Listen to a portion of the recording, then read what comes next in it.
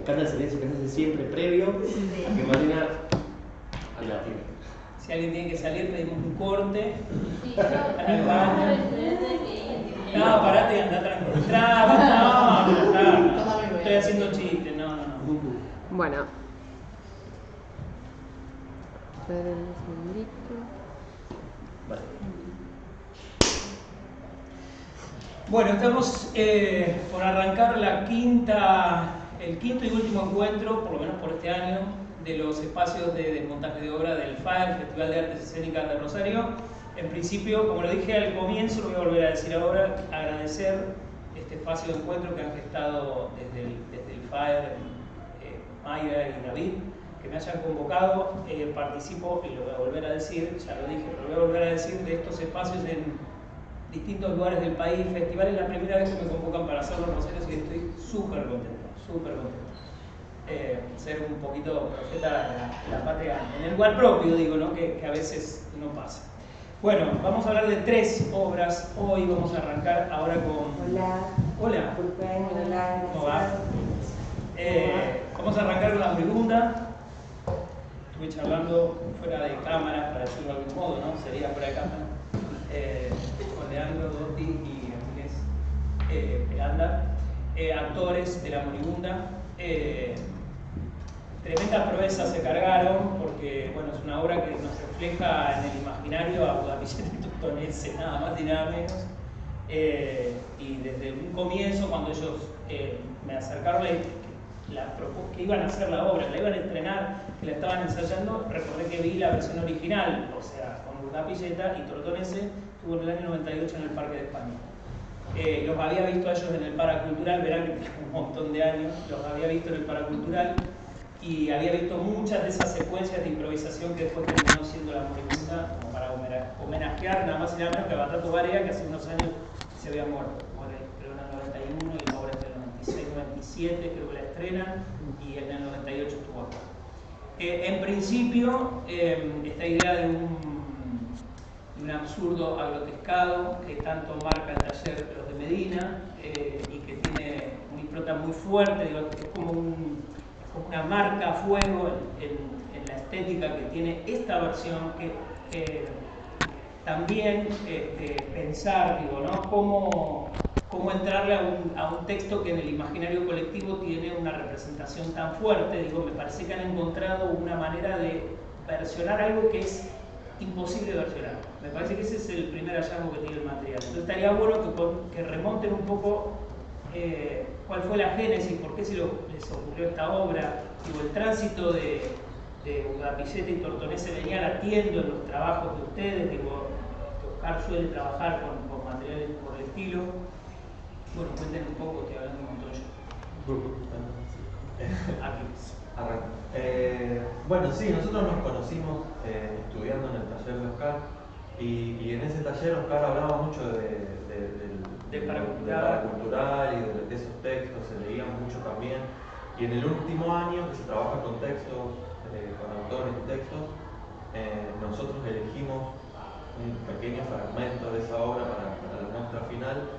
Y entonces nos quedó como latiendo eso de poder hacer la obra entera, pero bueno, por cuestiones de tiempo nunca se pudo hacer ahí al toque que terminamos el taller. Y gracias a Dios, porque creo que después el tiempo nos llevó por otros lados, pudimos hacer otras cosas y nos encontramos en el momento justo, me parece. Pero sí, siempre latió en nosotros también la inquietud de esos textos y de esos dos monstruos como Tortonese y Urla. Así que sí, muy bien. Y de movida entre los intereses, digo, por ahí, como venimos contando en este espacio, hay diversas patas a través de las cuales podemos parar la obra. Una es la política, digamos, para mí. Otra es el absurdo de los 80, digo, que veníamos de una dictadura, entonces poder, como pasó con Jarry en Francia después de la guerra, digo, poner en el absurdo lo que no se podía contar. El absurdo era un mecanismo hasta de defensa también para contar lo que estaba pasando.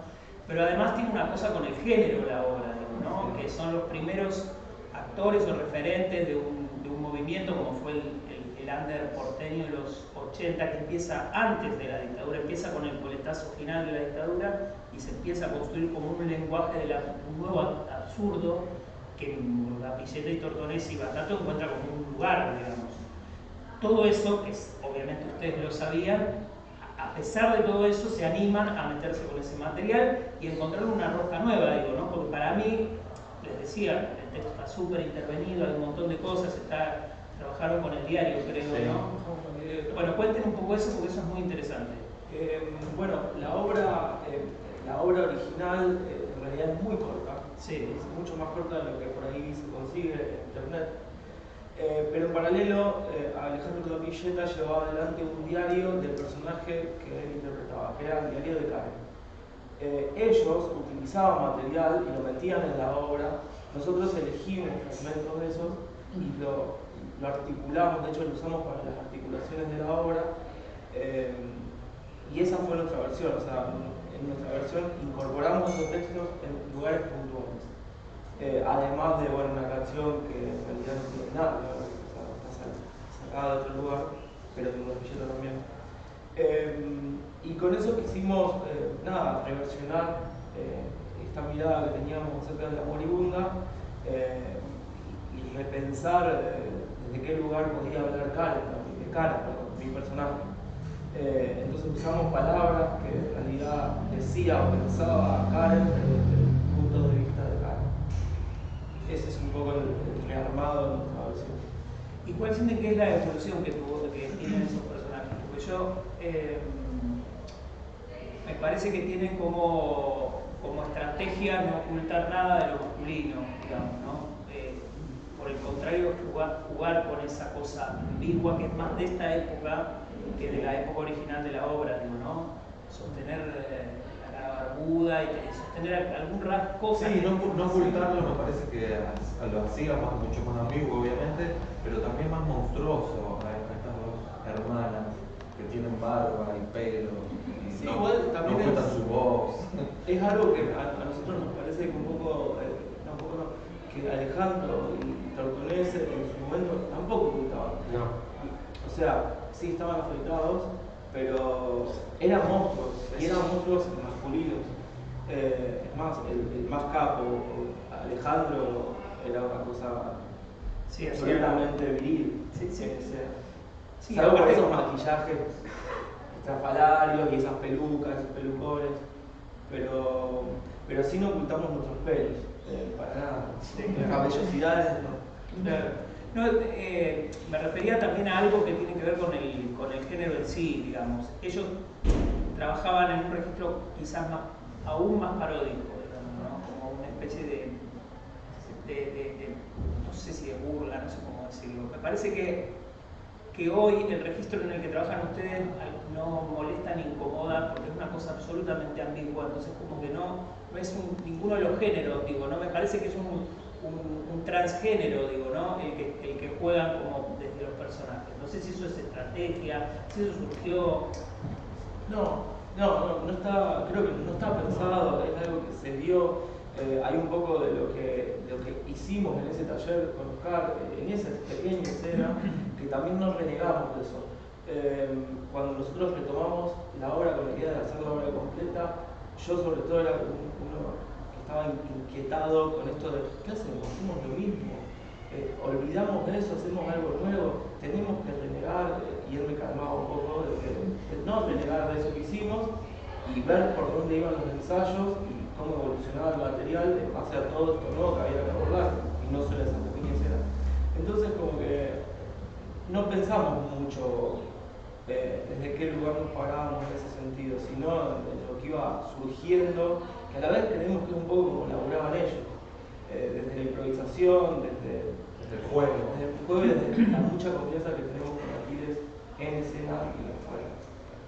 Y sí había una estética muy, que no creo que pensada, pero sí que nos caracterizamos mucho, estamos muy atentos a esas cosas, a los colores del vestuario, a la puesta. Eso es todo de ustedes. ¿Quién se ocupó de la dirección de arte, del vestuario? Claro. Hubo una asesoría en el área de vestuario, pero de hecho el vestuario fuimos nosotros a Buenos Aires y Personalmente compramos el bombachones de mi madre, camisones de mi madre. Sí, sí, todo. Qué fuerte, la pusiste a tu mamá en escena. Digo, Sí, trabajaste en sí, terapia. hay unos tramos, Lo trabajaste en Lo trabajé terapia. antes y después logré llegar a la obra, sí. Sí, porque es muy interesante eso y también tiene como una reconstrucción de ese tono paródico de la televisión que tenían ellos en los 80, digamos que era burlarse de clásicos de la telenovela. Yo jugaba mucho con eso, en la impro también, en el paracultural, y por eso nombran personajes, porque por ahí tiran una Gigi Roa que yo digo, bueno, yo que soy un muchacho grande sé quién es, pero acá hay una generación que no tiene idea. Una actriz que desapareció, digo, que nunca más se la vio, pero eso está en el texto, digo, ¿no? Entonces eso, claro. Y tampoco nosotros tal vez las conocíamos, y lo que nos matamos de risa buscando a ver quién era. De hecho, jugamos quién era, y de hecho, en agosto que estábamos murió haciendo... Teresa de Berganza. Murió, claro. Mientras O sea, nosotros La cantante lírica. Que elegimos en ese momento y dijimos Sí. que paz descanse en esa función. Sí. Pero no renegamos también de eso porque también nos preguntábamos, ¿habría que actualizar determinadas cosas? Cambiamos el nombre de Guillermo Roa por, no sé, Sí, algo sí, una actual. prima, porque Graciela Borges, qué sé yo, Claro. por tirar un nombre Y no, arquetípico de la época. Me parece que eso es lo... Sí, el objetivo de ellos era exorcizar la muerte también, digo, ¿no? Porque lo extrañaban tanto a Batato. Batato se muere con 30 años, o sea, se muere... Es como una manera de hacer catarsis. Exacto. También, para ellos. Exacto. Pero ¿cómo late el tema de la muerte en la obra? Porque pasan cosas tremendas del texto, digo, ¿no? Que es inevitable reírse. No, claro, o sea, no sé, a mí me genera una contracción enorme, porque todo lo que hemos tenido alguien que ha sufrido y que ha estado en estado de decrepitud, uno los ve como ellas ven a esa hermana que se está muriendo, y sin embargo, la muerte se transforma en algo muy divertido, digo, ¿no? No sé si cabe el término, pero me pasaba eso, de ver cómo ese ser humano se va desintegrando, digamos, hay un juego también de resignificar la muerte que me parece extraordinario y que tiene una vigencia eterna también dentro de la obra, ¿no? Sí. Esas cuestiones políticas que tiene la obra que a mí me parecen extraordinarias.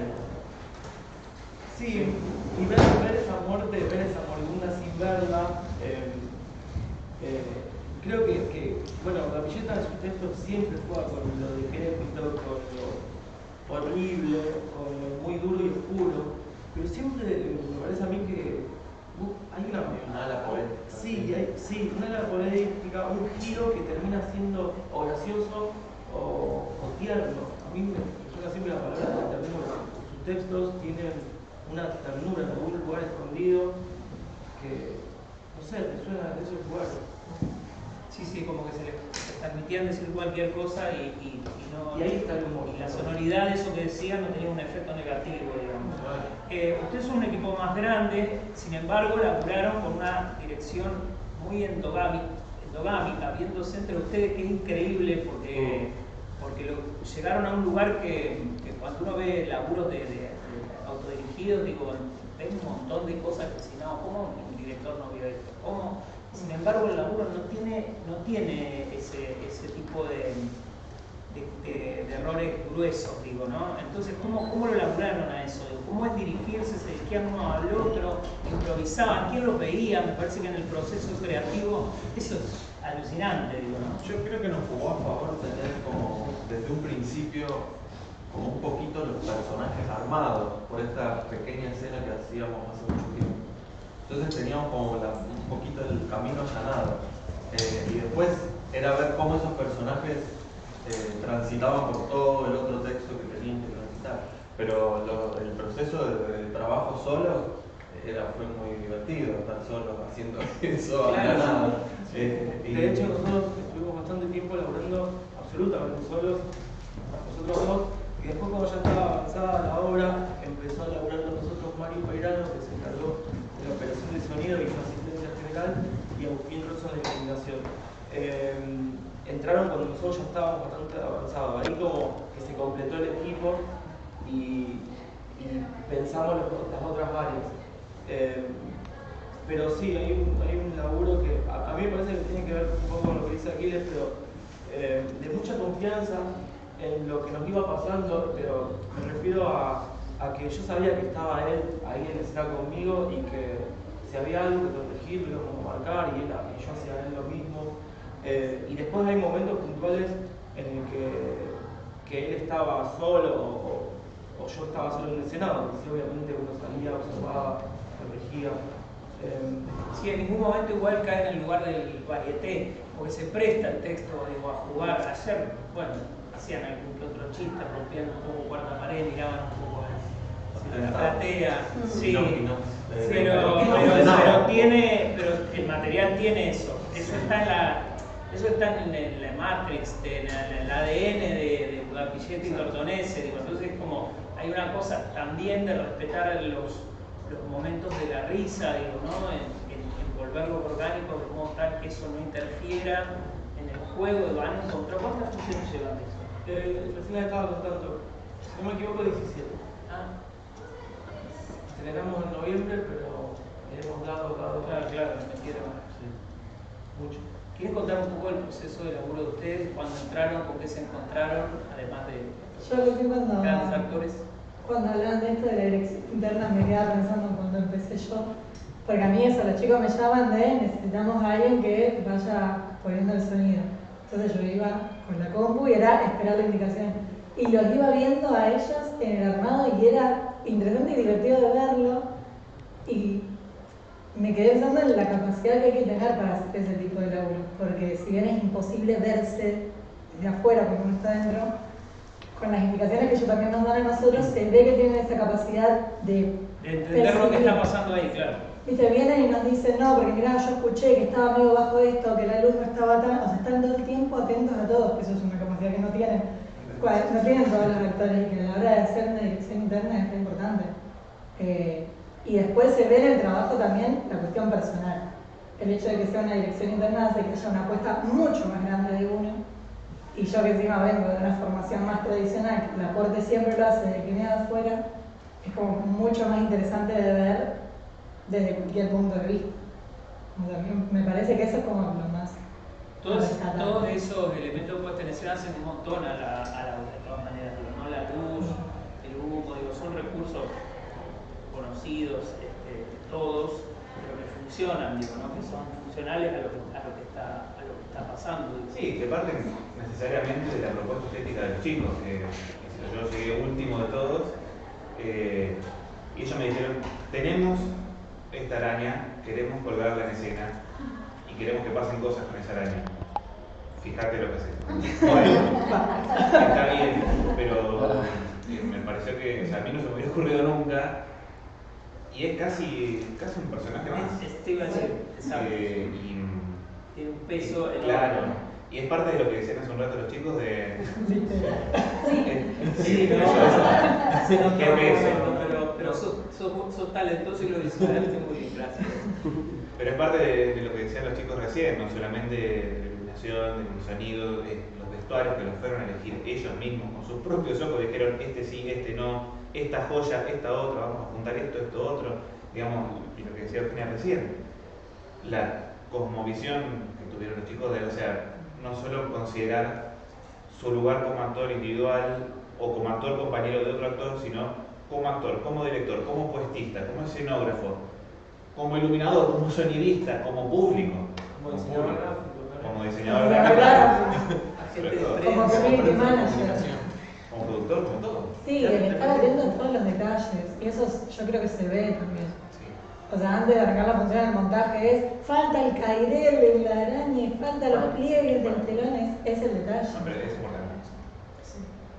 Pero la luz es importante, que está a cargo de Agustín Rosso. Lo único que ayer debieron tapar el cartel que decía salida de emergencia. Sí, esa es la idea, nos olvidamos. Yo que soy un Dijimos de sacar, veía la fuga y veía el cartel. A ese toque no llegamos. Fue porque no llegamos y nos olvidamos de sacar. No era tan detallistas.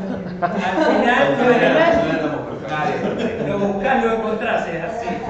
Bueno, si quieren sumarse, aportar, preguntar, abramos un poco. Y no, ayer hablábamos con ellos justamente de eso, como de eso, de lo difícil que es autodirigirse, porque autodirigirse es tomar muchas decisiones. muchas más que a la hora de actuar, digamos, o sea, siempre uno descansa como... Sí, poner la responsabilidad en uno, porque la dirección... y más, claro, porque ya la tiene uno como intérprete, Sí. y ahora es más todavía, porque encima si no tenés direcciones, porque no tenés dirección. Claro. O sea, si está bien, pero le falta dirección. Exacto. Para mí eso, bueno, lo que decían era como el mayor, lo más destacable de la obra. Y después lo que también me quedaba pensando, digo, cuando los varones interpretamos personajes femeninos, que también es como una responsabilidad, o sea, porque, digo, ¿qué se quiere mostrar de las mujeres en esos cuerpos, en esas masculinidades en escena? Entonces no caer en la burla hacia la mujer o hacia lo femenino, ¿no? Por más de que usted hablaba del texto de la Pilleta, que justamente, pero digo, también eso que decíamos antes, hay como una construcción de personaje, una construcción personal, que va hacia otros lugares que justamente no te deja esa sensación de decir... Pero ¿sabes qué es lo que no molesta hoy? Me parece, no sé si es una lectura personal quizás, es lo diverso que se ha vuelto el género. Digo, ¿no? El género está roto, lo heteronormado está roto, no Sí. existe más. Entonces hay tanta diversidad en la construcción del género, es tan subjetiva, Pero también sigue pasando... por una cuestión filosófica, es tan única, digo, que cada uno resuelve. Entonces me parece que no son mujeres. No, pero también sigue estando una tota, sigue habiendo esos personajes femeninos que burlan a la mujer, o sí, que, claro. que la estereotipan, que no, o sea, ¿no? Sigue pasando eso. Entonces, bueno, de hecho, yo lo pienso desde mi propia masculinidad, digamos, o sea, Sí, sí. en esos momentos, como cuando tenés que interpretar una feminidad, sea cual sea, digamos, no hay una sola. Yo creo que también está acompañado, me quedé pensando en la palabra que usaban de lo monstruoso. En esto de la ruptura de género también hay una reivindicación de lo monstruoso. Total. Y que acá eso acompaña un montón a que no se vea o que no incomode o que la incomodidad vaya por otro lado. Hoy lo monstruoso es y se muestra y está bien y se celebra directamente. Entonces me parece que eso también aporta mucho. Sí, claro, en eso es de avanzada el texto. Sí, tal cual. Exactamente. Sí, se adelantó 30 años, que es un montón. Exacto, está bien eso que decís, es interesante. Sí, porque, bueno, digo, ¿no? Y también en esto que decíamos de lo diverso, de no ocultar nada, digo, a mí me parece que eso es un hallazgo en el material. Digo, y también en que no se detienen en esta cosa que tiene la obra original adentro de las estaciones, de respetar cada lugar. Me parece que hay un juego ahí que es como que hay una ficción adentro de la ficción, digamos, ¿no? Que capaz que estuvo siempre en la obra, pero en esta versión me parece como que uno la puede ver un poco más de esta idea de recrear. Hagamos esto, después hagamos lo otro. Entonces hay como una cosa de juego, una cosa lúdica entre esas dos mujeres que están una foliedez, digo, es una locura de dos, totalmente locas. Por lo menos el imaginario considera de que del otro lado estaríamos potencial los que se supone que estamos de acuerdo, digo, ¿no? En este juego de lo monstruoso. ¿Alguien más quiere decir algo? Preguntar.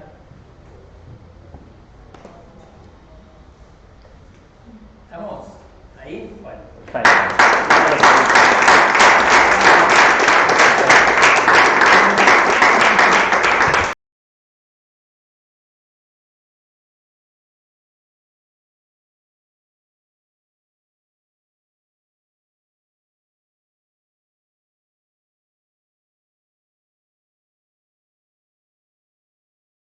Decir que es la primera elección de un teatro con objetos dentro del FAR, que está buenísimo, que se sume como estética.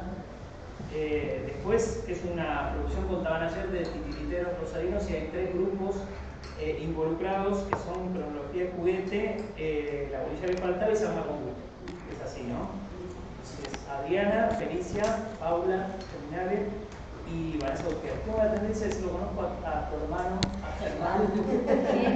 Es Geminal, pero toda la vida le dije Germinal. Fuimos compañeros en la facultad de arquitectura. Estudiamos arquitectura. Sí, con tu hermano. Sí, es Geminal.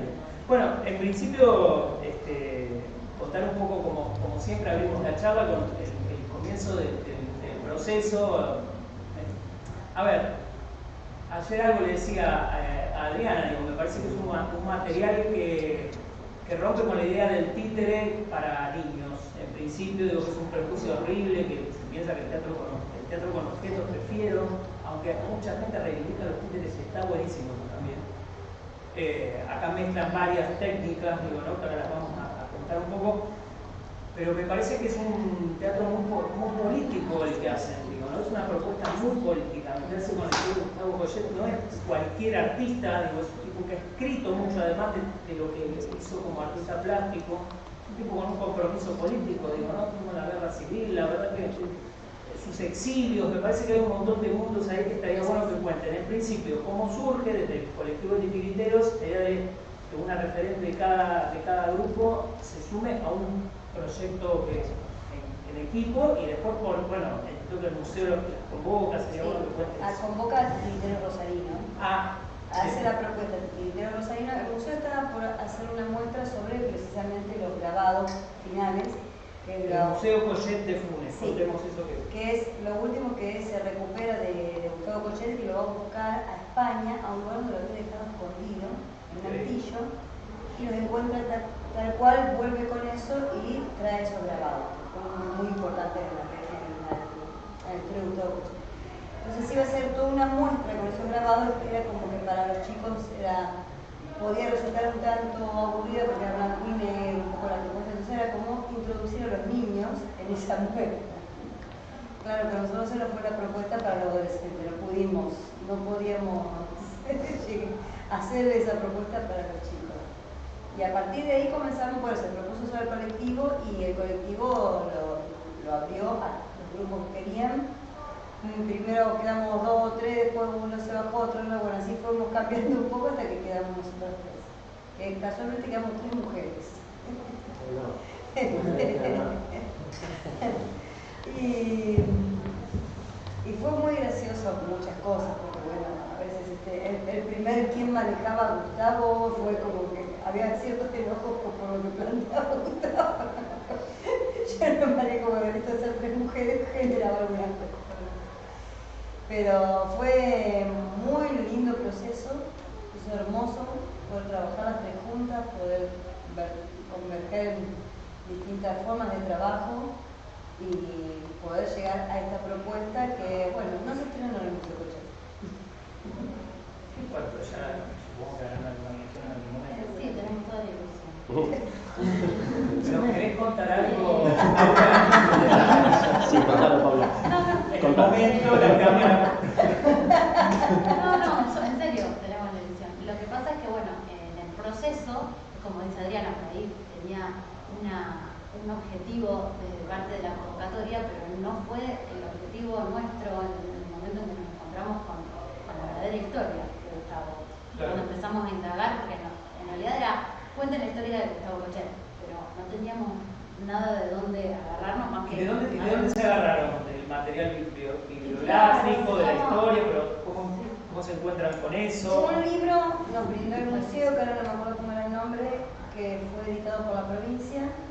Que no era Capricho, ¿no? No, el libro no, que tenía todas las imágenes de los grabados.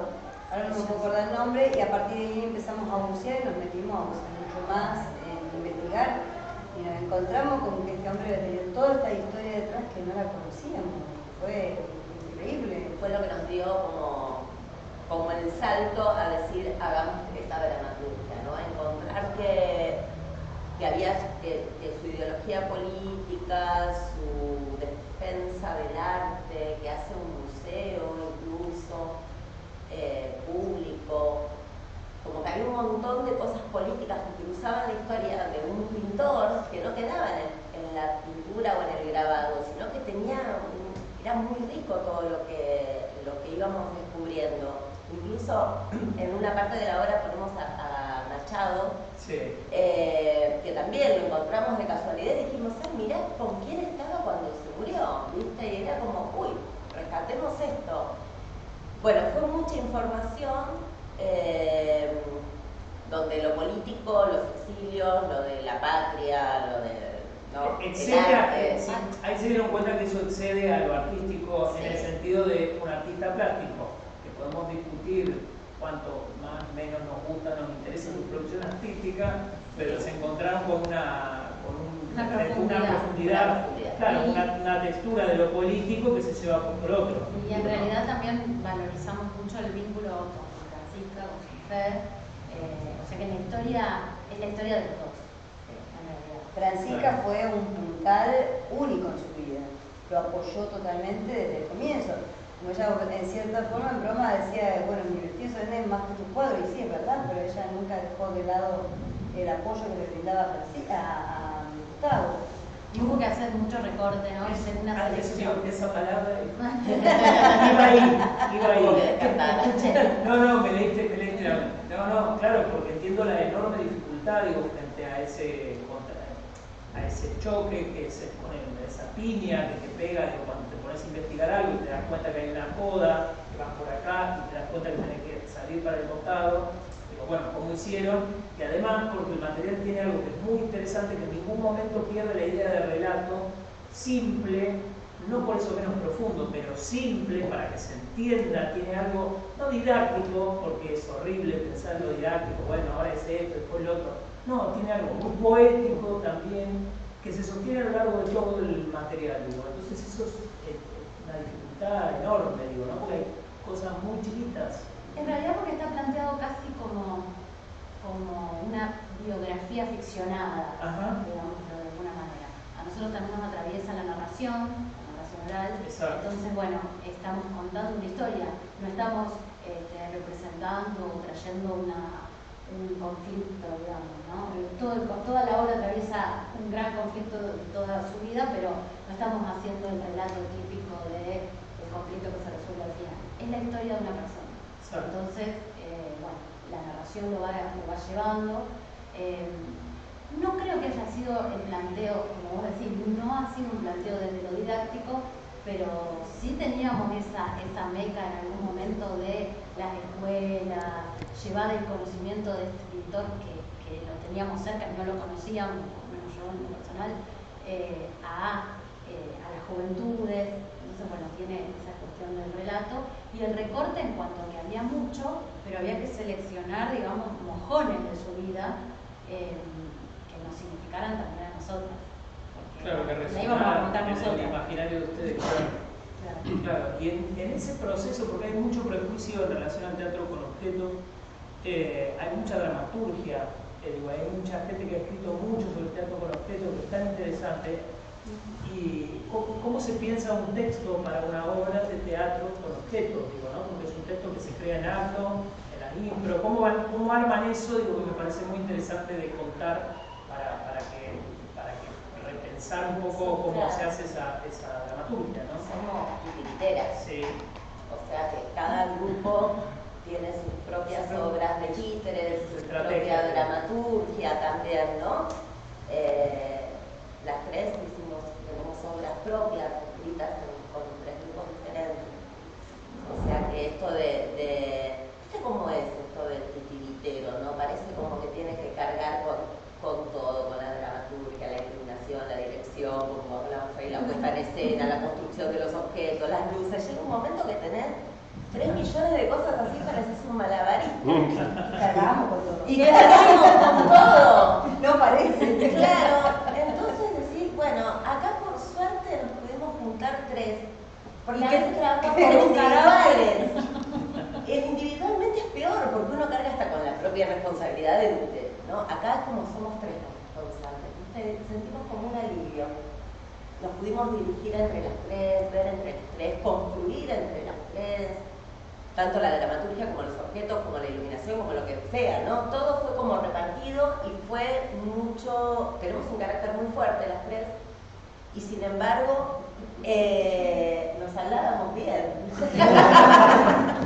Porque hay una que quedó colorada, porque haya devenido y una caminada Sí, como potente, pero bien, entonces no teníamos problema de dirigirnos, digamos. A golpe bajo, ahí todo se acomodaba de nuevo. Así que bueno, fue una experiencia fabulosa. Fue muy lindo también, sí. hicimos una también presentación, eso fue una etapa, una instancia muy linda, que hicimos una presentación para los compañeros del colectivo. Sí. Y entonces recogimos también ahí los aportes que nos hicieron y fue una experiencia realmente muy linda porque el reconocimiento de los compañeros fue muy grande. Y las devoluciones. Y las devoluciones fueron muy buenas y la verdad que eso también nos sirvió muchísimo. ¿Cuándo entra en el teatro con objetos, el objeto aleatorio, digo, ¿no? El objeto que se utiliza como elemento narrativo por fuera del títere en sí, digo, ¿no? Acá hay personajes, hay distintas escalas de esos personajes, digo, en el uso del personaje. Después esos mismos personajes que son otros personajes, y después hay un montón de objetos que se resignifican en escena. Digo, la máquina que es la máquina de tren, es la máquina de cosas. Estoy espoleando todo. Es la metáfora. Estoy espoleando todo. Pero es inevitable, digo, ¿no? El carro, que es el taburete del como artista, digo, ¿no? Y esta idea del rojo, que es muy poderosa en el material, por su inclinación política, comunista, un hombre de izquierda, digo, ¿no? Que anarco. Se notó que era anarco. Anarco, total. Digo, no. Sí, y después esta idea del uso de la tela, digo, ¿no? El color. Tiene un montón de cosas pequeñas que son hermosas el material, que son enormes, ¿no? Pequeñas. Algunos dice pequeño porque se trata de un retablo, una cosa más pequeña en el espacio, digo, ¿no? Elementos simples y Pero exacto, sí, a pero nosotros que... nos gusta pensar en lo no sé si pequeño, pero no lo digo no, peyorativamente, me ¿no? gusta lo pequeño, me gusta cuando lo pequeño dice mucho. Exacto. Y nosotros y nosotras también buscamos, tal vez por una cuestión de síntesis, tal vez por una cuestión de juego, o tal vez por una cuestión de economía, no digo economía en lo monetario, sino de economía de los recursos, esto de reutilizar. Primero, volviendo al tema de la dramaturgia, creo que es lo mismo la dramaturgia para actores que para la dramaturgia para los títeres, porque creo que si alguien agarra el texto y lo quiere representar con actores, lo podría hacer. Creo. Pero entonces hay un texto escrito de la obra. Sí. Bien. Sí. Registrado. Sí, lo registrado. Todo. Ahora caí en la cuenta que no había actores. todo. Y volviendo a esto del objeto, cuando uno elige hacer títeres, creo que cuando uno hace teatro también, de hecho también hacemos teatro, el juego es el conductor. Y cuando jugás con los objetos, ahí en el momento te das cuenta de que esto también puede ser esto otro. Y cosas que teníamos ahí además. ¿No? Y otras cosas que tuvimos que ir a comprar específicamente porque queríamos una canastita que sea así, que fuera. Exacto. A veces el objeto, el juego con el objeto te lleva a resignificarlo continuamente, ¿no? Porque un objeto cualquiera puesto en escena, bueno, está como ya dicho en libros y todo eso, ¿no? Repetir, pero puesto en escena ya cambia el sentido. El sentido. Y si cambia el sentido, ¿cuántos sentidos tiene? ¿No? Entonces tenemos acá una máquina de coser que ¿qué más es? Y buscarle todo lo que puede llegar a ser y elegirlo. Igual en el teatro con objetos me parece que más que en cualquier otra escénica el espectador compra una convención, acepta una cuestión que es bien dialéctica, ¿no? Usted propone, yo acepto, puede ser que no acepte, digo que no entienda o que no encaje, pero digo, por lo general hay una empatía con el material que se da o no se da, digo, ¿no? Como en general, las pocas veces, bueno, no, sí, ha habido muchos niños y niñas en las funciones, pero ha pasado o hemos escuchado así que dicen, ¡ay, un tren! Como la asociación. Directamente tener que decirlo porque los niños, el grande no lo dice, pero también, mira, un tren. Sí, fue un desafío presentarla para niños, la obra esta también, porque está pensado para ellos. Entonces, pero está bueno, así como también fue rechazada la obra en algún punto, justamente por la temática política que tiene, ser presentada ante niños, nosotras insistimos en que tiene que entrar por lo menos en la juventud, en la adolescencia, ¿no? Y de ahí en adelante. Un pibe ya de 12 años tiene una piba. Menos, 10 años también, 9 años también pueden hablar. Y quizás sacando lo pedagógico, no es para contar qué pasó en la Guerra Civil Española, es desde otro lugar. Insistimos de que por ahí está bueno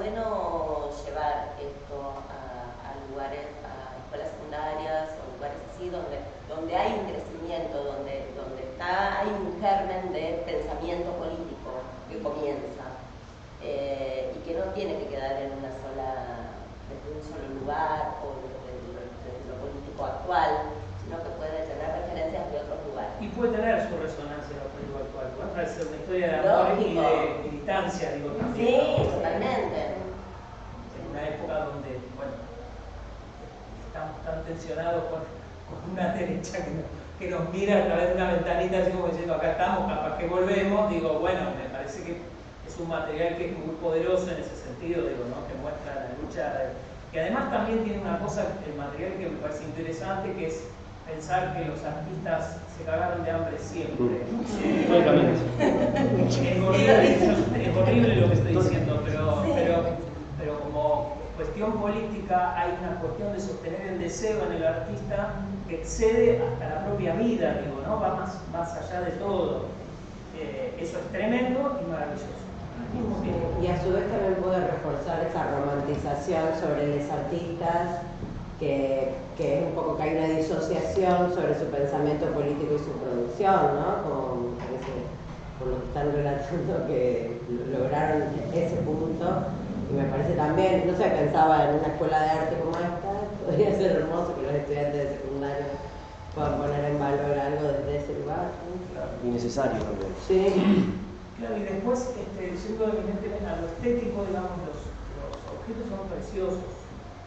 Está muy cuidado el color, la textura, las formas, hay todo un trabajo, que el pequeño se parezca al grande y el grande al pequeño, digo, que no haya un... Y a Cochet también. Y a Cochet, exacto. Sí, la foto. Pero además, perdóname.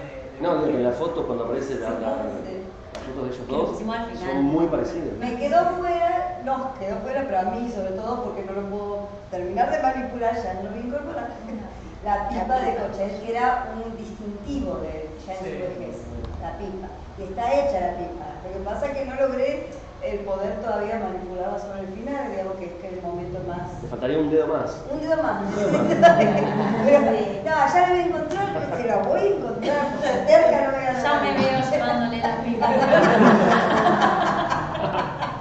Pero era muy característico la pipa en el personaje, que es lo que me quedó ahí faltando. Y aparte es muy la pipa y la boina.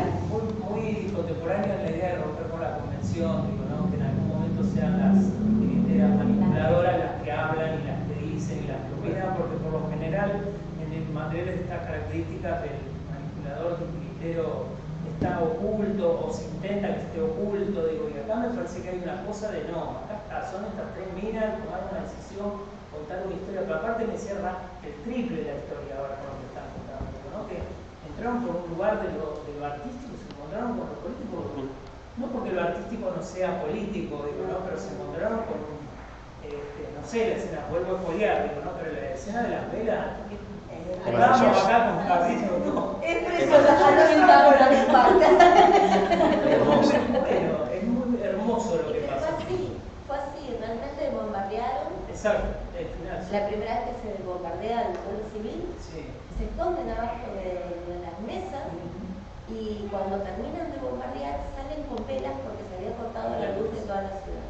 Fue real, sucedió, entonces... Sí, bueno, pero sostenerlo poéticamente eso, digo, no que no tenga un golpe bajo, que no caiga en un lugar común, sino que tenga algo que toque algo en el espectador, ese espectador es muy precioso, es muy hermoso eso.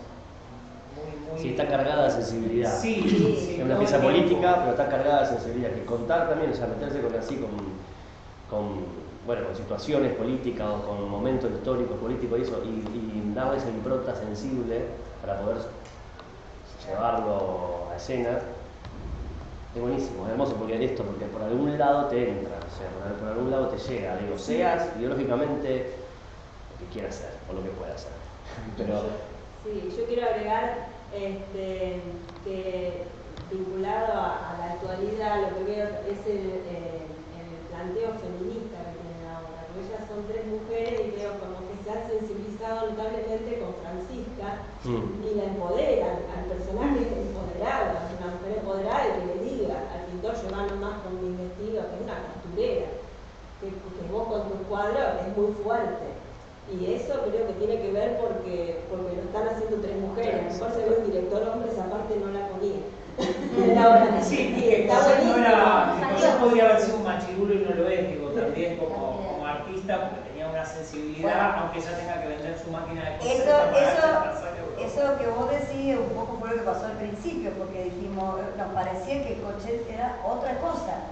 Y entonces ahí fue el tema de quién maneja Cochet, porque Ninguno lo Nos quería manejar. enojábamos. Ya no lo queríamos. Nos enojamos hasta que lo metimos, nos volvimos más, nos informó más y entendimos muchas cosas. Y algunas cosas que nos contó la nieta. Y algunas cosas que nos Algunas contó la cosas nieta. del vínculo de Eddie con Francisca. Algunas cositas que por ahí las dijo medio casi sin La querer. neta que edad tiene ahora. No, 60 por ahí. Re joven. Sí. Pero así detallecito que nos contaba, incluso que después creo que se arrepintió de habernoslo contado porque ella no quería esto del anarquismo que se ponga tan fuerte. Sin embargo nos contaba algunas cosas y nosotros las incluimos, que las dijo una vez. Incluso han quedado palabritas, como por ejemplo que le decía a Gustavet, después que otra cosa, El decía, dicho que le dice. una miqueta. Una miqueta, después el tema que repite, ¿qué soy? Soy esto, soy pintor, porque él reivindicaba que él era pintor y su trabajo era pintor. Ese era su trabajo, entonces también. O Francisca también, pero había otra cosa más Lo que le dice tirarme en casa y... tirando en casa y Libertario en Plaza. Plaza. Bueno, ella, Francisca, es una mujer también anarquista, que forma parte digamos, de la revolución. O sea, ideológicamente y políticamente, ella es frente también, es par. Entonces también tiene una fuerza política importante. En el caso bueno, no pinta, hace vestido. También es artístico, hace vestido. Pero eso también se lo decía, que mis vestidos se ven más que tus cuadros. Sí. Pero es verdad lo que dice Susi, que nosotros sin plantear una cuestión feminista tan abiertamente, porque en ningún momento hace referencia, se nos escapa. Se empodera, Francisca, se empodera. Se empodera, a medida que vamos y después cuando ya le entra la botella es como que... La verdad, él le dice, son mi ángel protector. Es sido, digamos, como su imagen ha sido muy fuerte en su vida y él la ha reconocido también. Por eso en el título de la obra era importante que no esté Gustavo Coyet como nombre, porque es otra historia, ¿no? Sí, es un juego de palabras que además significa la idea de la obra, Sí. de los cruces, el cruce del océano, Sí. amar el mar amar, un juego de palabras ahí que le da como una textura linda, una sonoridad linda. Bueno, militaremos para que vayan al Museo Coyet. Bueno, Y a muchos lugares más. No, bueno, a un montón de lugares, pero como me quedó picando eso, porque entiendo que pretendían una obra más edulcorada sobre la vida de un artista plástico, intuyo, por lo que dijeron, El problema es lo que la se- curiosidad del periodista me lleva a volver sobre lo que... No, es más que nada lo que se pueda decir en la escuela, no se puede decir cómo se ve a Cochete en las escuelas o cómo le caiga a las escuelas un poco de la primaria sobre todo, ¿no? Por ahí Y además esto de las palabras, pero nuestra respuesta era, bueno, si escuchan la palabra anarquismo y no saben qué es, bueno, que les despierte la curiosidad y vayan y lo leen o le pregunten a los padres, a las madres. O que las profesoras se lo expliquen, digamos. No sé qué. Tampoco era una mala palabra.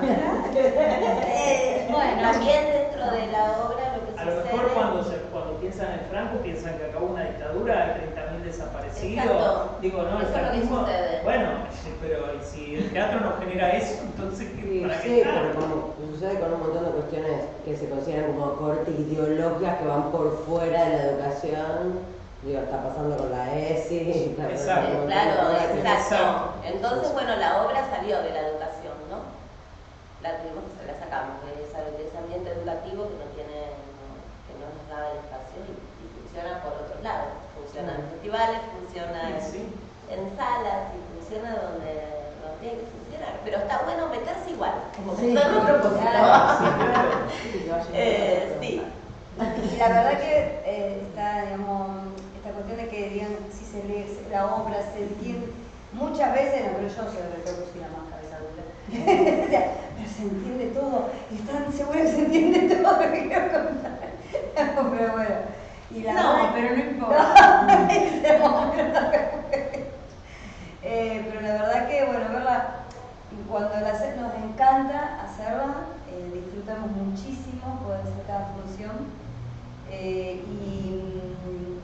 pero cuando la vemos, nosotras nos sentamos a ver el video, vi un pedacito del video que me mandaron, no me acuerdo quién nos lo mandó, un pedacito nada más del final, que nos mandaron a la hora de la función, y me emocioné, o sea, es como que cuando la vemos de afuera tomamos conciencia de lo que está pasando, que sí, no pero lo no sé, Bueno, la pero función es también, difícil por ahí tomar el teatro conciencia. es eso, digo, ¿no? Para linkearlo con todo. Es ser fiel al deseo. Y ustedes, en un punto pasó eso, digo, empezaron con una cosa y se encontraron con otra, y el deseo y la cabeza y lo ideológico tuvo un peso más fuerte, digo, fue más pesado que edulcorar una historia que no era la que tenían que contar. Digo, el teatro es eso, también es un descubrimiento. Empezar a escarbar y te encontrás con que algo que pensabas que era de una forma no lo es, y eso también es absolutamente atractivo, interesante, desafiante también para ustedes como artistas. No, yo creo que tienen larga vida y que lo pueden mover mucho por escuelas, escuelas secundarias con algún directora progre, ¿no? Que tenga un poco de cabeza. Algunos hay. Hay que buscarlos. Bueno, y un detalle que no tiene que ver tanto con la dramaturgia ni con la puesta, sino con una cuestión, bueno, sí, con la puesta, que en realidad, por lo general, salvo en raras excepciones, hacemos la técnica desde adentro. No siempre, porque a veces no se da técnicamente en los espacios, que es lo que pasó ayer, que teníamos un técnico en el Kirchner también, en el Kirchner pasó lo mismo, pero intentamos que la posibilidad de ¿En la que... cúpula lo hicieron? No, en el Salón de la Federal. Intentamos que si se puede hacerlo así, también porque es un lenguaje más la técnica. Exacto. Y bueno, ahí uno la maneja Es y parte, va dando es parte de la dramaturgia tener la técnica arriba del escenario.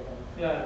Y ir manejándola visible, no oculta, digamos, ¿no? Sí, a la vista, claro. Eso es parte del movimiento de la obra. Como todo, que es maravilloso el teatro de objeto, de títeres, que todo está invisible y de repente van sacando, aparece. Sí, o desaparece, porque se o desaparece, ocultan, sí, con una facilidad. Tiene un juego muy atractivo. ¿Alguien más quiere preguntar? ¿Están las chicas allá de... ¿Sí, bueno? ¿Estamos? Aplaudimos.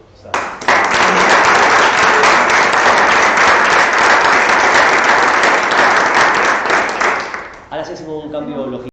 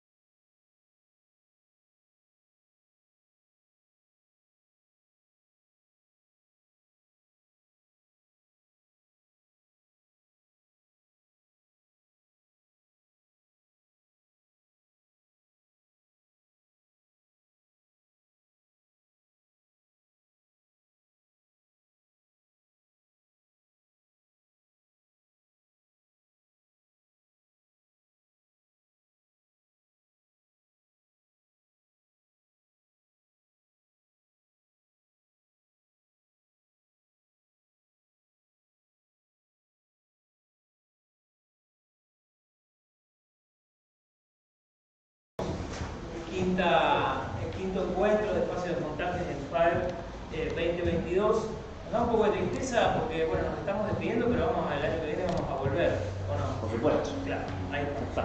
Vamos a hablar de Mi Animal, un espectáculo que se presentó en las primeras jornadas, pero que nos había quedado pendiente. Está acá Cecilia Colombero. Sí. Y Paula. Bueno, Cecilia, sos la performer, sos la artista que está en escena, sos la constructora de ese lenguaje performático tan interesante y tan poderoso que vimos, que quedamos ahí todos muy shock. Digamos, hablar un poco de esta idea de encontrar el animal propio, quién es esa mujer agazapada, digamos, ¿no? Que se encuentra en ese mundo, construye un relato. Y bueno, cuál es la génesis, cuál es el material que te convoca, uno podría ir a ver también, como hemos visto en otros materiales que dice sobre el cuerpo, así, empezar a abrir capas de lectura que son alucinantes. Bueno, ¿por dónde quieren empezar? Bueno, de... pensaba un poco, recién mientras te escuchaba la pregunta, digamos, los inicios del trabajo vienen de hace un par de años ya. Yo participo hace muchos años de un taller literario, o sea, también me dedico a la escritura de poesía, o sea, no lo hago profesionalmente, pero hace muchos años ya que participo de un espacio así. Y en un texto, que es el texto que aparece en la obra también, empieza a aparecer en ese y en otros textos, empieza a aparecer una inquietud por el universo de la animalidad, cómo era tratado en literatura, empiezan a aparecer recomendaciones literarias, no sé, desde Quiroga a Deleuze, no sé, hay como un amplio abanico de cosas.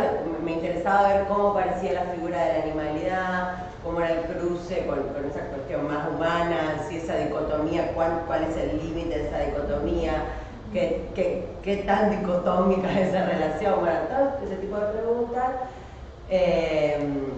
Y en plena producción de eso y de pensamiento de eso, participo, también me anoto para participar de una clínica de creación de solos, así se llamaba. Hago un paréntesis, mi formación es fundamentalmente más de la danza. Sí, yo estudié en el profesorado y después me formé, si bien creo que mi formación fuerte es, como creo que nos pasa a muchos artistas, termina siendo mucho también por fuera de lo institucional. En la danza pasa fuerte eso también, sobre todo si te interesa algo más de, no tanto de lo coreográfico, sino de la improvisación, de lo performático, bueno. Entonces hay como una mezcla. Digo esto porque en la clínica de creación de solos, es decir, hacer un solo es muy de la danza. Entonces, bueno, me anoto en esa clínica y ahí aparece como un gen, aparecen varios materiales que formaban parte de la escena y yo decido que es ese lugar de la animalidad por el que quiero ir, siempre como una pregunta. Entonces, bueno, en esa investigación, es una clínica que yo viajaba una vez al mes a Buenos Aires, hice la clínica con Agustina Sario y Matthew Penpoint, que son una pareja de allá de Capital, vienen de laburar en el grupo CRAP, bueno, tienen como, hay un bagaje también de una danza no tan danza. No tan ortodoxa. Claro, no tan de lo y con una idea de lo violento también, digo, ¿no? Con una idea... Sí. Eso aparece. Lo que te iba a decir, es la primera vez que veo un material donde se trabaja la idea de la animalidad, pero desde lo femenino.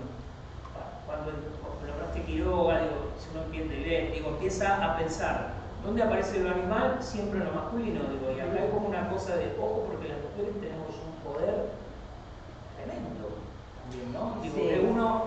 No, pero digo, para linkearlo con la agenda del presente, con el paradigma del cuerpo en escena, digo, si empezamos a abrir ahí como... Sí, y también volviendo un poco, linkeando ahí con Moribunda, le puedo decir también como...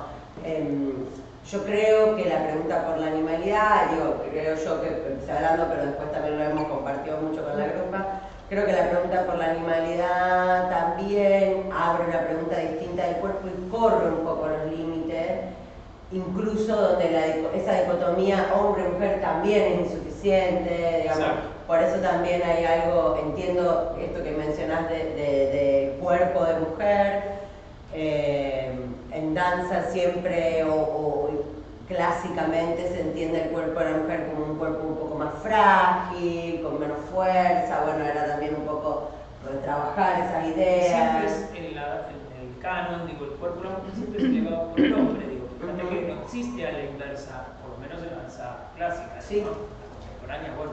Sí, entonces bueno, nada, mi búsqueda también dentro de lo que es la danza contemporánea es como de correr un poco los límites de la fisicalidad, me gusta entrenar para eso, no sé, como bueno, ir como a favor de eso, y para poder relatar desde ahí. Después de esa clínica, eso fue en el 2018, que duró medio año, termina la clínica y queda como un germen de trabajo y empezó como una cuestión más autogestiva acá, donde, bueno, ahí ya, dígame si me estoy alargando mucho, pero ahí un poco como, también nos conocemos con Jessie, digo lo mismo porque también la conoce, con Jessie Viacoto de Manifiesta, digo como de colega y de momentos de laburo de intercambiar y desde dónde nos gustaría y que el feminismo y el arte y la política y ahí empezamos a generar grupos de trabajo donde alquilábamos así tipo a la gorra un espacio,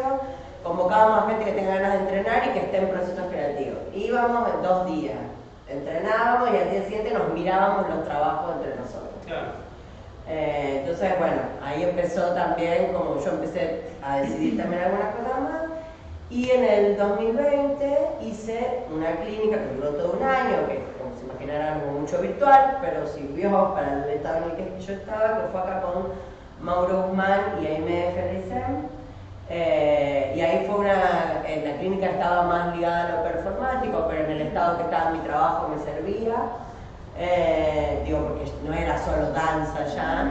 Entonces, bueno, durante ese proceso de clínica fue un momento en el que, bueno, la clínica me sirvió sobre todo para esa última, para decir, bueno, esto ya no se puede hacer sola, porque hay que empezar a tomar decisiones, porque fue empezar a pensar, me quiero dirigir a alguien, quiero que me dirijan, y bueno, ni hablar, ¿no? También escuchando ahí lo que relataba. ¿Vos en esa instancia tenías secuencias del material, digo, pero o ya tenías una idea? Tenía un recorrido. Y de hecho había más materiales que las sillas. Aparecían otras cosas, entonces ahí fui como recortando también eso y empezar a pensar, bueno, este relato lo tengo que contar con otra gente también, ya me excede. Y ahí apareció el comunicarme, bueno, yo ya estaba compartiendo laburos de gestión y de producción y sumamos a Pauli y a Fede, Federico de Batista también está acá. Fede estuvo haciendo también ahí le llamamos asistencia de dirección, sí. Pero yo empecé como a delegar un poco ese lugar en esa observación de afuera. A su vez Pauli, que también estaba elaborando la música, también observaba, de repente nos retroalimentábamos ahí. Más equipo. En un principio, o sea, pasaba que Ceci iba a un espacio que es muy serio, digamos, donde yo estaba ahí, un día me dice, vení, te quiero mostrar algo que estoy haciendo, y me cuenta toda esta situación de que estaría bueno buscar cómo producirla, buscar, o sea, una persona que mire o esté de afuera. Yo lo primero que propuse es que para mí había que agregar sonoridad, entonces nosotras empezamos a hacer un trabajo nosotras dos de ponernos a grabar sonidos. La idea en principio era amplificarlos real con un micrófono y reproducirlos en vivo, y bueno, y fuimos mutando esa idea hasta que fue apareciendo como una instancia donde nosotras improvisábamos, pero de vuelta estábamos las dos metidas en esa situación, digamos, y no teníamos quien nos mirara de afuera. Entonces ahí lo convocamos un poco más a Fede, que Fede también, él dice, bueno, para mí lo que yo tengo que agregar es las luces. Y que tiene una experiencia teatral y sí. performática, Sí. que tiene como un poco, digo, que eso sí. siempre es un aporte. Pero él un poco nos agarra, o sea, como que él un poco iba y nos veía, porque mucho de los ensayos y todo eso se hace en horarios de mañana, entonces claro. Como que no había luz para hacer en ese momento, y Fede iba y nos veía y como que nos daba una devolución, entonces ahí como medio se constituye un asistente de Ceci, que todo el tiempo ella fue la que se dirigió, digamos. O sea, sí, después estaba bueno porque tenía las decisiones, sí. Pero yo pude como descansar en estar como un poco más full en el hacer, en la experiencia del hacer, y que después, bueno, que se vio un poco de afuera, ahí venía un intercambio y terminábamos de decidir ahí un poco de manera más grupal, sí. Después, bueno, esto que menciona Pauli de lo sonoro, todos los sonidos que aparecen en la obra, excepto claramente la pieza de Tchaikovsky y la de Liz, todos los sonidos son grabados por nosotros. Son tocados en vivo y Pauli los toca en vivo, pero o sea, hicimos sesiones de grabación que fue como volver a hacer la obra o probar detalles de los sonidos, que hicimos como un canon de sonidos, como un catálogo, mejor dicho, de sonidos, entre los que Pauli toca en vivo, y después a las piezas de música clásica las trabajó un músico acá de la ciudad, Eduardo Bonfatti. La música de preguntas de También, ahí va, mirá el coro ahí a full. Bueno, así nos juntamos, intercambiamos, vio ensayos, videos, qué sé yo, y resultó un poco, él hizo como el trabajo de esas dos piezas, que queríamos como que no aparezcan tan enteritas, sino que tengan alguna... Otra pregunta, el tema de la desnudez en ese espacio casi quirúrgico que propone el material es que no tiene ninguna connotación erótica, ninguna, no hay nada, porque no hay ninguna idea de provocar o de insinuar, sino que hay una desnudez absolutamente descarnada, digo, ¿no? Un cuerpo. Pero ¿cómo se trabajó eso? ¿Dónde apareció ese concepto? ¿Lo tenías desde el comienzo? ¿En un momento llegaste a la conclusión? No, si es un animal está desnudo, no tiene ropa, no tiene... Sí, fue a lo largo de todo el proceso también. Arrancó, y eso también me lleva a algo que pensaba en el principio, que ahora intento contestar, porque pensaba como en esta idea de que si bien la obra se llama Mi Animal, sí. Digo, ahí también linkeo lo de la desnudez, hay como una cosa también con jugar con ciertos conceptos medio universalizables y no. Entonces, toda ropa que aparecía y que de hecho empezó a aparecer con distintas cosas. Era un obstáculo, seguramente. Claro, remitía y generaba personajes que no terminaban de ser ni yo ni nada de ficción. O sea, era como una bisagra que no terminaba de resolver, cuando lo que nos interesaba era justamente el cuerpo pase a ser una materialidad que no esté ni por encima ni por abajo, por más que después puede, digamos, lo que se va construyendo es como se nivela y se desnivela durante toda la escena.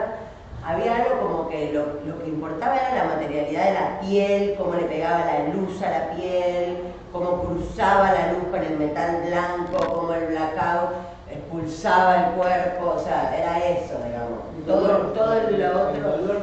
El dolor en el cuerpo. También, hay una cosa de la vulnerabilidad que aparece más como... Además las marcas, cómo el cuerpo se empieza a marcar, se empieza a enrojecer, digo, no, porque hay un momento donde hay una cosa que el cuerpo es sometido a ciertas instancias que el espectador presume, yo presumo, que duelen, digo, ¿no? Sí. Que incomodan. También pensaba, hay un vestuario, es un obstáculo, un enganche, una cosa, es un objetos que se articulan y se mueven todo el tiempo y que se mueven solos además al tocarlo, digo, ¿no? De cómo... Y esto que decís del erotismo creo que fue, porque después también, no sé, después también aparece une con su fantasma, digamos, claro, porque después de todo un camino hubo un momento en el que fue, sí, esta hora tiene que ser desnuda, no hay otra.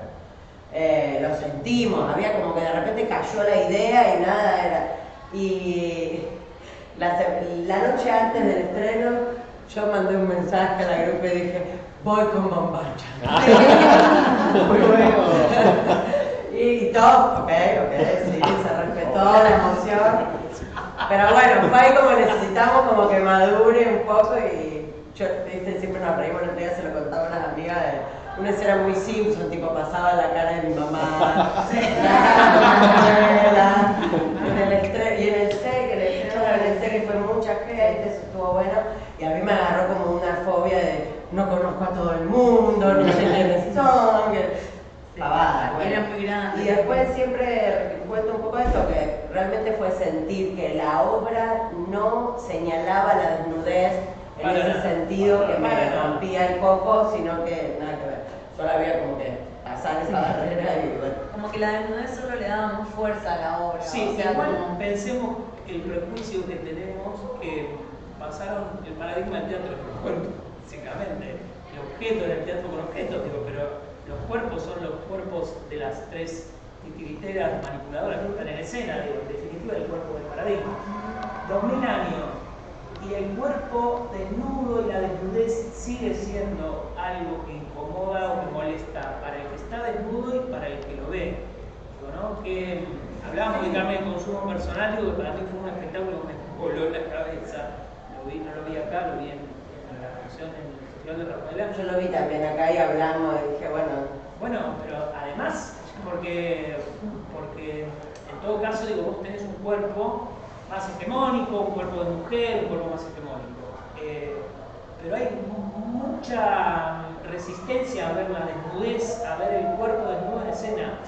Y acá es muy político, porque todo el tiempo el cuerpo está desnudo. No hay resquicio, no hay un lugar donde alguien diga, bueno, se ponga esa piba. No, porque es el lenguaje, la idea, es el concepto, y es tan poderoso y tan claro, y es una decisión tan taxativa que en ningún momento incomoda, molesta. No sé qué te pasará a vos, que sos la que está poniendo el cuerpo en escena, digo claramente, ¿no? Yo es como que realmente después, porque realmente la traba era cuando no estaba haciendo la obra. Cuando cuando ensayábamos, yo ensayaba desnuda, realmente sentía que eso tenía sentido con todo lo que estaba pasando. Exacto. Pero bueno, después, tipo, al molestar a la cultura, me usaba así como mi propio fantasma y bueno, activar ahí. También es muy político, sí. ¿no? Hoy un cuerpo de mujer en escena, desnudo, es y no siempre un cuerpo político. Y no erotizado. Absolutamente, digo, corrido de cualquier posibilidad de erotismo también es una cuestión. Por eso aprendí a hacer la obra menstruando, por ejemplo. Claro, es un desafío. Aprendí a hacer la obra menstruando. Claro. Digo, son cosas que, digo, en tu rol de performer, de intérprete, son las que van hacia adentro de la cabeza. Después, bueno, lo que hacer. Bueno, que hablábamos ayer de los sueños de Greta Stern en el fotomontaje, que hay dos chicas que están dando la teta y que tienen muchas escenas donde están o en toples o desnudas y que les sale leche de la teta, digo, ahí es algo normal, natural. Pero digo, bueno, vivimos también en una sociedad donde una mamá da la teta en una oficina pública y le pide por favor que se retire. Entonces, claro. Es como material político me parece que es muy poderoso también. Eso supongo que hace un debate para adentro, ¿no? Sí, un montón. Porque no es lo mismo ver, no sé, quizás Micelio, SEC, Marco del FAER, o ir a un barrio o en un centro cultural donde hay mujeres que son violentadas y digo, ver a esta mujer que además hace como una especie de via crucis, digo, ¿no? Tremendo. Hay algo con el cuerpo y con el... Y una mujer fuerte. ¿Y quiénes son esas sillas? Digo, ¿no? Son todos los hombres, es la sociedad que la comprime, que reprime su deseo. Digo, podemos empezar a abrir ahí. Sí, eso es interesante porque siempre como la vuelta es como un universo, cada persona me tira un universo y es como, sí, también. Sí, claro, no me atrevería a decir que no, sí. Pero ¿cómo resonaba eso políticamente dentro del grupo de laburo, de la grupa de ustedes de laburo? Sí, nosotros los que no estábamos desnudos todo el tiempo dijimos que la obra tenía que ser desnuda. Ellos de afuera estaban más seguros. O sea, nosotros lo teníamos claro eso, lo veíamos y era como corta el cuerpo a la mitad, le quita la fuerza a una bombacha. Había un momento donde Ceci se sacaba una remera que tenía puesta hace un montón de tiempo cuando empezó todo este proceso. Pero eso tiene una connotación erótica. Claro, Quedarse vestuario en escena no es lo mismo que estar desnudo completamente desde que empieza hasta que termina. Y después, bueno, en la clínica que hice con Mauro y con Aimé, claro, ellos laburan mucho eso. Claro, también todo. están, sí, y Mauro también están en la cátedra de post-porno, digo, como que hay entonces fue una propuesta de, ¿por qué no? Porque también yo estaba entre esto, ¿no? Ese debate de no me termina de cerrar, que termino como hacer de hecho, en un momento también yo decía el texto, tampoco me cerraba decir ese texto que aparece al principio. Había otro tema, había otro tema, digo, pero en ese recorrido fue sacale todo. Minimalismo, incluso desnudate y empecemos como de cero. Y ahí fue también como una... Y Y también un poco así surgió el fondo blanco, porque me acuerdo que nosotros decíamos, lo ensayábamos como arriba de una lona blanca, y nosotros decíamos, tenemos que tener algo blanco que, o sea, nosotros lo llevamos a todos lados y estamos en ese universo lírico, inmerso, todo. Claro, no nos podías hacer en un escenario normal, habitual, digamos, a la italiana, ¿no? Claro. De hecho, siempre nos gustó que estén los dos frentes y en el festival por primera vez hicimos un tercer frente. Sí. Eso nunca había existido. Nos gustó también eso. Yo agradecía haberlo sentado ahí, porque aparte ahí tenías completamente blanco, o sea, no había forma de que salgas de adentro. Entonces tú, ese cuerpo desnudo, en toda esa plataforma blanca. Sí, es maravilloso. Se veía con esas sillas blancas, o sea, era una cajita. Con respecto a la construcción, estos tótems que arma el personaje, digo, ¿no? Que la obra, voy a volver a espoliar, pero estamos desmontando, si no, vayan a verla. Sí, pero es muy inevitable. Bueno, ¿qué es las preguntas, no? Digo, porque como todos siempre estamos queriendo generar sentido, digo, estamos pensando que pueden ser muchas cosas, pero me parece muy político también que ella reconstruya el tótem, pero que lo tiene la mierda. Me parece que también hay algo del empoderamiento, no sé, empiezo a hacer. Es la agenda del presente y la tenemos muy en la cabeza, muy latiendo todo el tiempo, pero digo, uno puede poner el material en contexto todo el tiempo, lo puede poner a dialogar, digo, ¿no? Sí, había como también una idea de un cuerpo con esa otra materialidad un poco como inerte. De alguna manera hay como todo el tiempo pareciera que de repente yo decido y de repente esa materia decide sobre mí, o bueno, sobre ese ser. Pero hay como un empoderarse, pero también a veces lo pienso que la obra termina como pudiendo volver a empezar también de alguna manera, porque todo el tiempo la obra está yendo entre un orden y un desorden, de distintas maneras, entonces son todas las posibilidades de orden y todas las posibilidades de desorden, y es como la existencia misma, ¿no? Sí, pero ella está todo el tiempo rompiendo, tomando la decisión de romper con eso, hasta con la tradición clásica, digo, ¿no? Porque cuando juega el personaje a componer alguna secuencia clásica, desiste de eso, no, esto es por acá, no es por acá, y está bueno que esté y que rompa, esté y que rompa, digo, ¿no? Porque edulcora un poco la imagen de esa mujer animal, la edulcora, pero es como, no es por ahí. Y también hay mucho interno también de mi recorrido como bailarina, también hay como romper ahí con algunas estructuras, no es como el eje principal, pero digo, nos viene pasando también, que lo hablamos mucho después de cada función, que esto, viene gente, devuelve algo, y decimos, sí, claro, también, digo, esto de mucha gente que me conoce más en mi trayecto de bailarina piensa como, claro, en contra de la danza clásica. Bueno, entonces tampoco es literal eso, pero bueno, es como un coletazo más. Y también, después si me pongo a pensar, digo, es como de alguna manera una búsqueda interna, como profesional de la danza, como la verdad que me gusta sostenerme y formarme más en espacios que son menos normativos, heterosexuales. Sí, me prefiero estar más en los bordes, en los límites, en no tener que siempre ser etérea, no sé.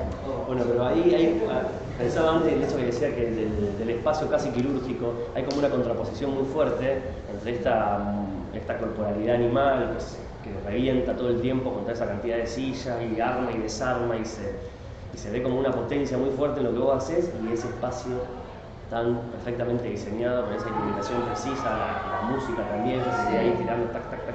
Todo entra como tan estético y arma una cosa tan estética y al mismo tiempo tiene una potencia tan fuerte que si ese mismo animal lo ponemos en el barro, digamos, capaz que es más de lo mismo, causa como un sí, pero tiene una cosa contrapunto. Como, por momentos el cuerpo quieto en ese espacio tiene algo horrible lo que decir, pero parece una morgue.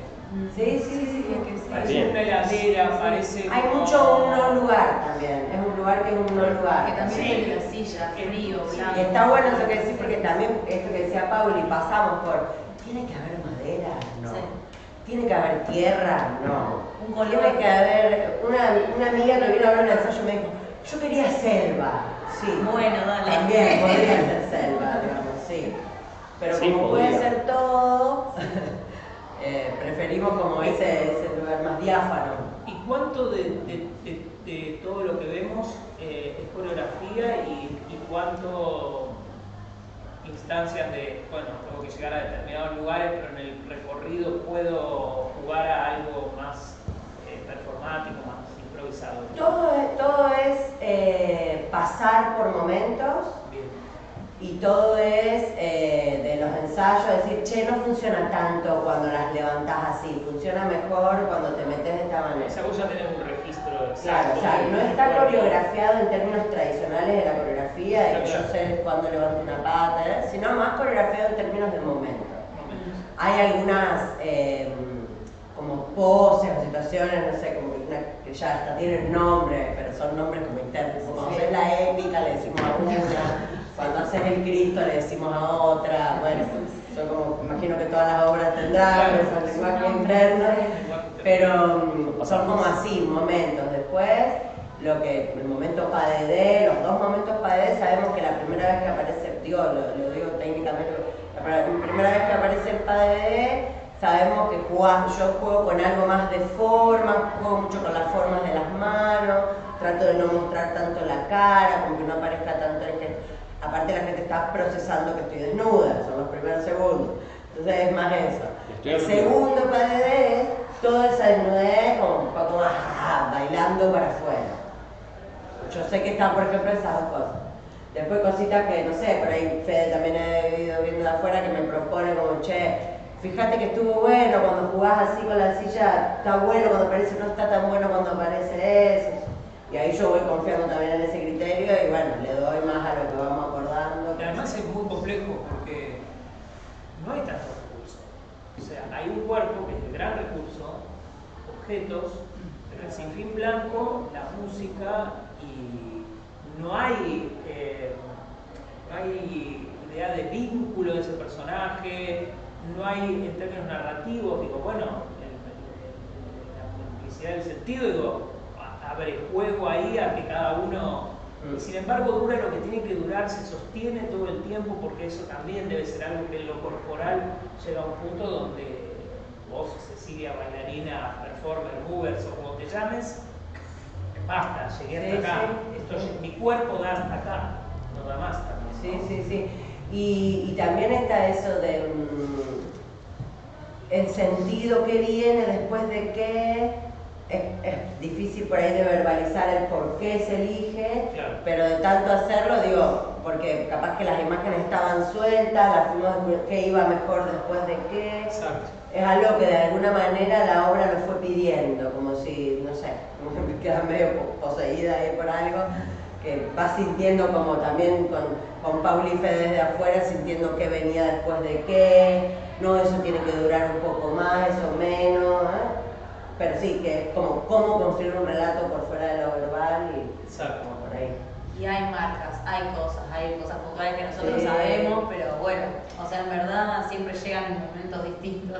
Sí, hay mucho de escucharnos, porque también Fede improvisa con la luz, si bien están los 3 tubos LED, está la planta hecha, pero yo en el PADD todas las veces es distinto, digamos, entonces Fede improvisa.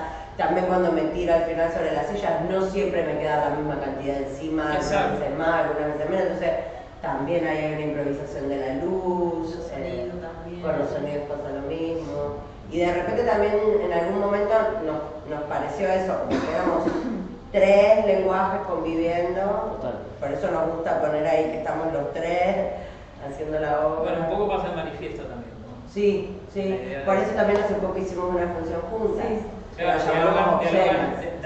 Claro, dialogan un montón los laburos. Sí, y por eso también y cada uno, el inicio de la amistad no se parecen en nada, digamos. Sí. Eso es fuerte porque uno tiene un relato también el texto tan fuerte, el manifiesto, digamos, tan presente todo el tiempo, esa pregunta que te carcome la cabeza y el otro no tiene, y sin embargo vemos algo tan similar y las vemos tan que Sí, va pero mucho fíjate más cómo es el tiempo, ¿no? Digo, trabajo. en el contexto de 2017 donde aparece Manifiesta, no existía el aborto, estaba en debate, venían los colectivos de mujeres, digo, me parece que hay un orden ahí. Yo vería primero Manifiesta y después vería Sí, mi animal. total.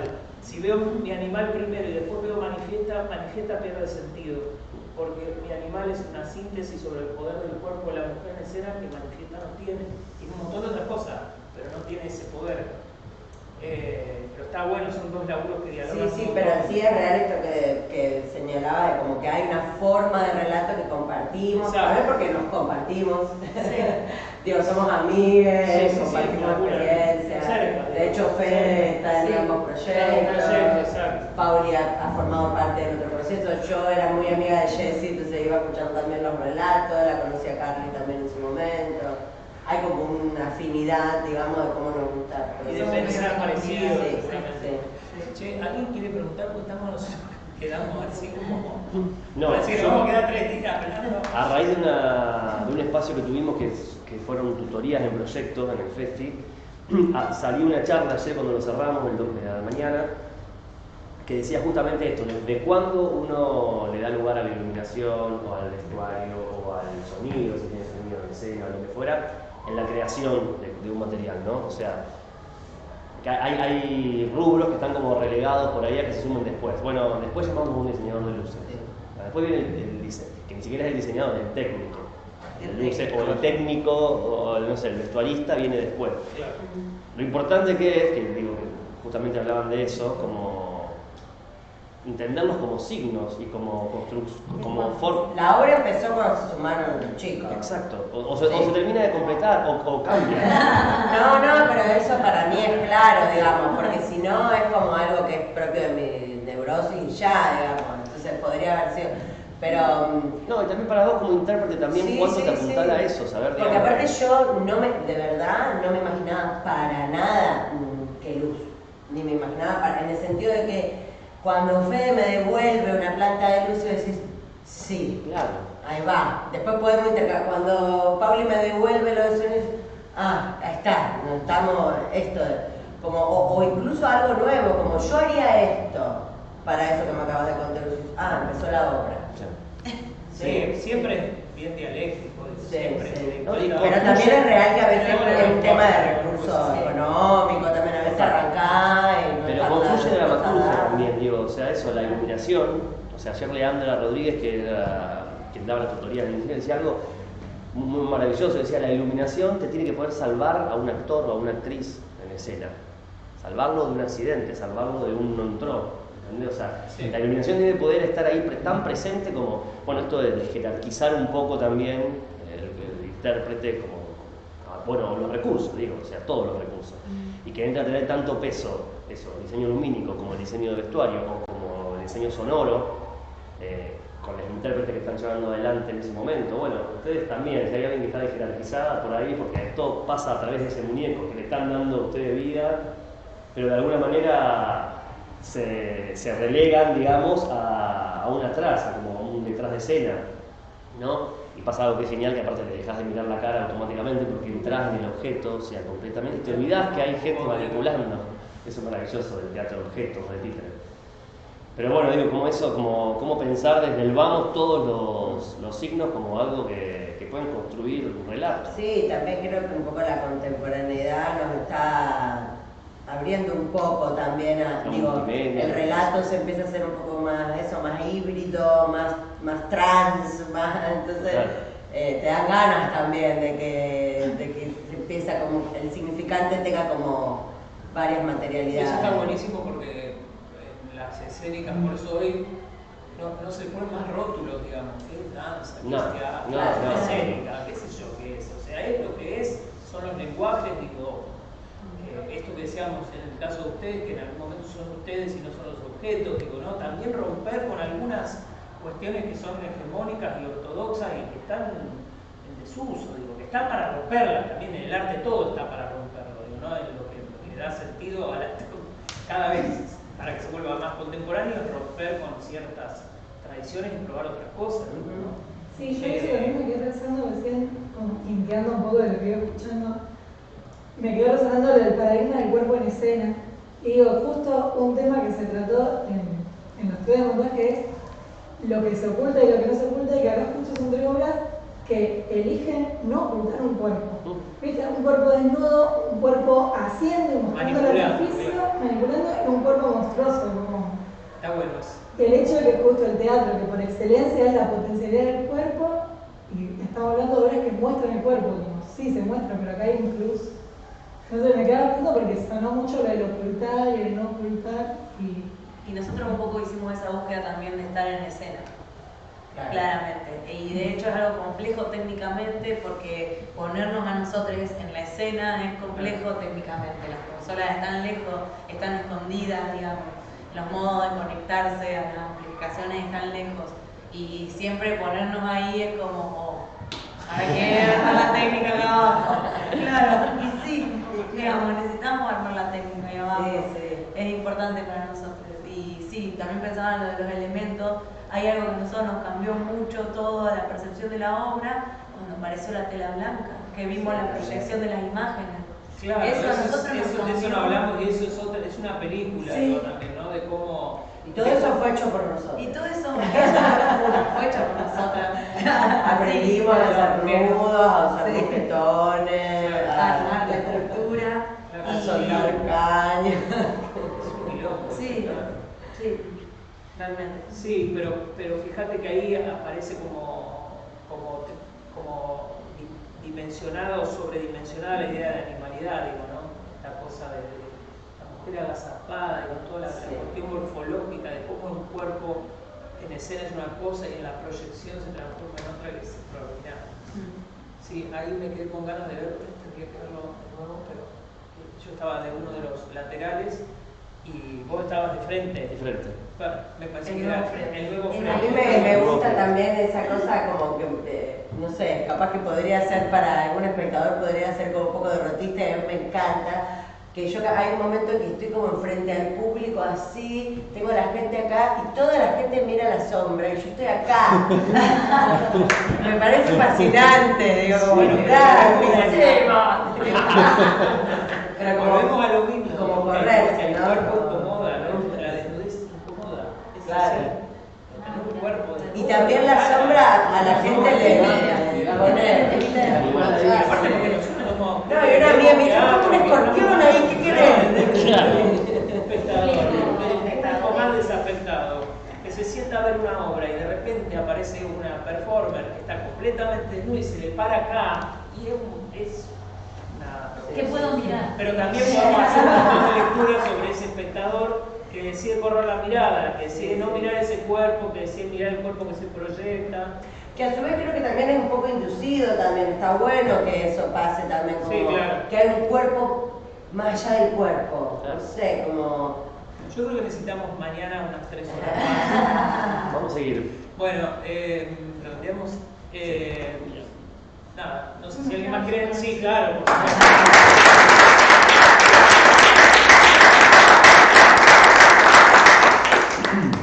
Bueno, no, gracias. Maravilloso, gracias por venir, porque también es importante, bueno, lo hablamos en algunos montajes, los chicos estuvieron presentes, me lo van a escuchar decir por segunda vez, pero es importante, digo, que la invitación a participar en el festival se entienda como una invitación también a esto, a encontrarnos, a charlar, a debatir, a conocernos también. El festival no propone solamente una función, digamos, y un caché por una función, sino que lo que propone es un intercambio, un encuentro y sobre todo también una militancia entre nosotros, cada uno desde su lugar y de lo que quiera traer a este espacio, pero para sostener estos espacios necesitamos que nosotros primero nos hagamos cargo de lo que hacemos, porque si no es muy difícil generar los nuevos públicos, la intención que tenemos de que la gente quiera venir hacia nosotros, ¿no? Así que agradecidísimo, estamos terminando hoy. Fueron 5 días intensos pero divinos. Vino un montón de gente. Gracias a ustedes porque también es muy cuidado. Muy cuidado. Sí, se nos pasan cosas un montón y les pedimos perdón por los últimos momentos, pero bueno. Todo muy cuidado, muy pendiente de los grupos, pendiente de que todo estuviera bien. Así que nosotros agradecemos eso también. Sí, también creo que yo disfruté mucho también de encontrarme con gente en el teatro, claro, en los teatros, en la sala. y de así, con gente que habitualmente nos veíamos, que no nos veníamos viendo, y ver producciones locales así como en un breve lapso de tiempo y decís, wow, está pasando todo esto.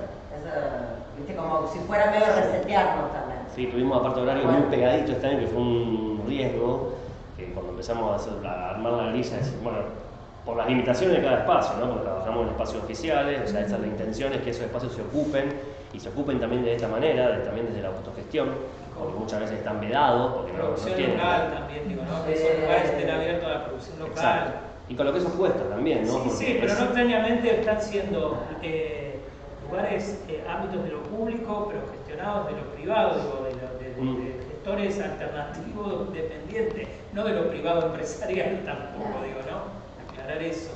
Y después también contarles que la única forma de sostener este espacio particularmente es cuando realmente nosotros nos hacemos cargo de los lugares, porque con el Estado nunca se sabe qué va a pasar, o sea, lo digo, acá en el marco de una institución también, pero digo, hoy tenemos acompañamiento, mañana no sabemos, o sea, ellos siempre tienen algo por lo cual enojarse, o porque no lo nombramos en el acto de apertura, o porque se nos pasó poner el bar en la puerta de un lado, o sea, siempre hay una tirantez, todos los años de sentarse todos los años, el año pasado y pero digo, yo he hecho otras cosas también y me he sentado, he tomado aire, me he sentado con el Estado en sus diferentes esferas, y siempre hay algo que hay que rever, que hay que recharlar, y siempre te acotan de un lado, te acotan del otro. Bueno, la gente que autogestiona, todos autogestionamos en algún punto, pero...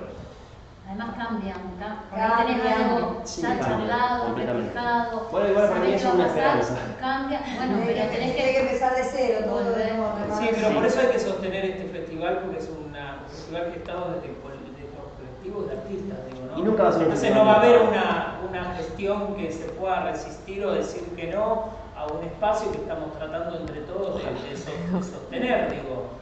Y si no es en un espacio oficial, será en una sala independiente, y si no, digo, se le buscará la rosca, pero